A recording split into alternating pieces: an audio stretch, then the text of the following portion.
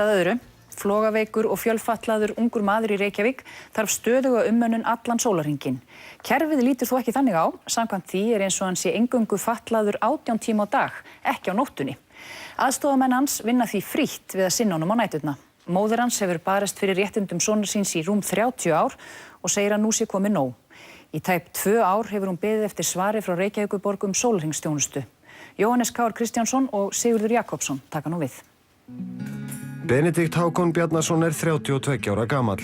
Móðir hans Dóra S. Bjarnason, prófessor í félagsfræði og sérkennslufræðum við Háskóla Íslands. Ég eiginlega að berjast fyrir rétti svona míns til þess að vera líka fatlaður á nóttunni. Og í því felst að hann þarf að fá launaða næturvakt til þess að geta haldið að búa við það öryggi og það góða líf sem hann býr við hér. Nú náttúrulega tala Benni ekki, þannig að en ég hef búin að vera aðstofamaður fyrir hann í 11 ár og veit ansi mikið. Við höfum verið mikið saman við Benni og ég fylgst vel með honum og ég held að ég er ekki í vafa náttúrulega að Benni hefur það rosalega gott og líður vel að búa hér. Hér býr hann í eigin íbúð, keypti sér íbúð, eða tók lán fyrir íbúð 2001, minnir mig. Og ræður til sína aðstoðamenn bara og hefur aðstoð frá 8 morgnana til 12 á kvöldinu. Benedikt, hann þarf aðstoð við alla hluti. Hann fær þessa aðstoð og þess vegna getur hann nánast alla hluti. En einn getur hann tæpast drukkið úr glasi. Þannig að það alveg bráðnauðsynlegt og jafnvel lífsnauðsynlegt að hann sé alltaf með mannin einhvers staðar nálægt sér. Og þá vorum við að tala um á nóttunni líka. Þá vorum við að tala um nóttunni líka. Benedikt vaknar nætur eins og aðrir og hann getur gengið. Ég veit það, þú vaknar nætur. Já, ég veit það. Og hann getur gengið og bara það að hann fari fram úr hér einn eða fái flogkast einn, það væri ekki sniðugt. Fötlun náttúrulega þannig að hann á erfitt með gang og hann með þroskahömlun. Og hann á erfitt með líka að bara eins og að drekka úr glasi og borða en hann getur þetta allt saman með stuðningi. Þannig að hann háður stuðningi við allar athafnir daglegs lífs. Og flogaveiki, hann náttúrulega flogaveikur og fær kast. Erum við að fara að spila tónlist núna, Benni? Við viljum fara að spila á píanói? Já, nú er það bara tónlist. En nú þurfum við að klára þetta viðtal. Svo getum við spilað eftir. Fær hann flogakast sem eru slæm? Já, það hefur þurft að kalla til sjúkrabíl út af flogi hjá honum. Hins vegar eru þau sjaldgæf en maður veit aldrei. Hvernig tjáir Benni sig? Hvernig ertu að sjá hvernig hún líður hana? Já, það raun og veru ekkert flókið að sjá það. Maður sér alveg á honum ef hann vill ekki eitthvað eða ef hann vill eitthvað. Og svo náttúrulega með því að kynnast honum bara og þekkja hann í langan tíma þá veit maður hvað hann langar til þess að gera og hvað hann hefur áhuga á. Benni hann algjört ljúfmenni, hann ofboðslega skemmtilegur. Ég man alveg þegar ég var að kynnast honum fyrst þá hugsaði ég bara að hann alltaf hann sé ekki svolítið þungur og hann það er erfitt að fá hann með sér að gera eitthvað og var í vafa kannski hversu mikið hann skildi það sem ég var að segja við hann og ég held einmitt að þeir sem eru að byrja að vinna við aðstoðan þeir eru svolítið veit ekki alveg út í hvað þeir eru að fara en svo verður hann alltaf hann hlæra þetta? Já, hann nær manni hann alveg fer inn í hjartað á manni og ég er búinn að vera hérna alveg í rúm 10 ár tengdur honum og ég er ekkert að fara neitt ég bara get það ekkert hann er bara búinn að ná mér og hann ég veit ekki hvernig ég var að lýsa það meira Benni hann leynir á sér það er og spilar raftónlist og hefur rosalega gaman af alls konar tónlist. Við erum stundum bara með svona hálfgert session heima hjá mér sem ég fer á gítar og kona mín á píanó eða bassa og bara tökum alls konar lög og það er rosa gaman og hann er með aðstofamenn eru miklir listamenn líka þeir eru ekki heima núna og ég veit að það eru skemmtileg partí hérna hjá Benna Nú vill hann fara að spila píanó greinilega. Nú á bara að fara að rokka.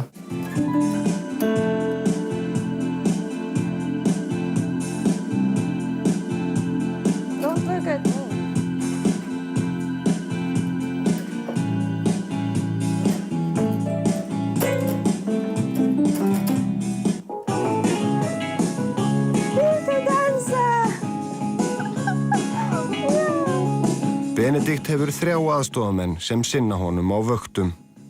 Þau skiptast á að aðstoða Benna. Og svo eru þau líka hjá honum til skiptis alveg örugglega. Hann aldrei einn. En það gera þau í sínum eigin tíma faktisk. Þannig að þau eru hjá honum á nóttinni? Já, þau eru hjá honum á nóttinni og ef Benni vaknar nótt eða fær flogaveikiskast eða þarf einhverja aðstoð, þá hefur hann hana. Þetta gera þau bara því að þeim þykir vænt hann? Þetta gera þau því að þeim þykir vænt hann og svo ef eitthvað hefur verið þá hef ég getað stokkið til. Já. En það geti kannski ekki mikið lengur. He's a very loving person.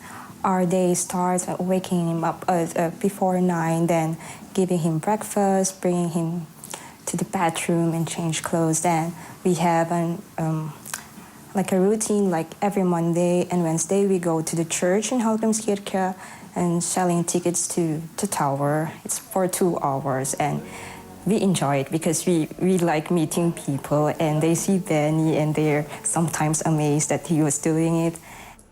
Then after that, we just go home and prepare lunch or do something easy, just walking around the coast, or like in the afternoon as well, either we go to cinema or if we go to symphony orchestra or just being with my other colleagues.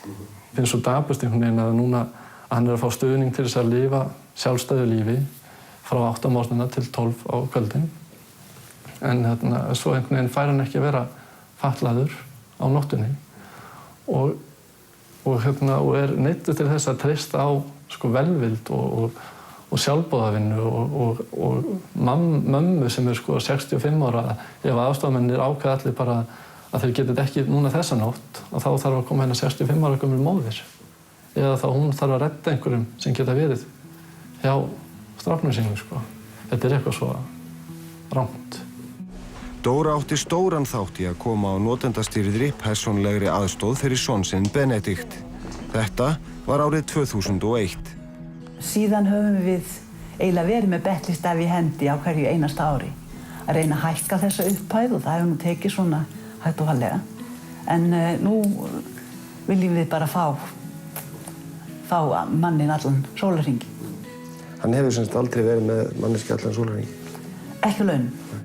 Ég hef skrifað marga tölvupósta og beðið um rök af hverju sínum mér var hafnað þessu. Og ég hef nú eiginlega ekki fengið neinn rök. Við höfum sendið lögfræðibréf sem að bað um rök og því hefur ekki verið svarað nema það var lagt fyrir okkur bréf á fundi núna í ágúst.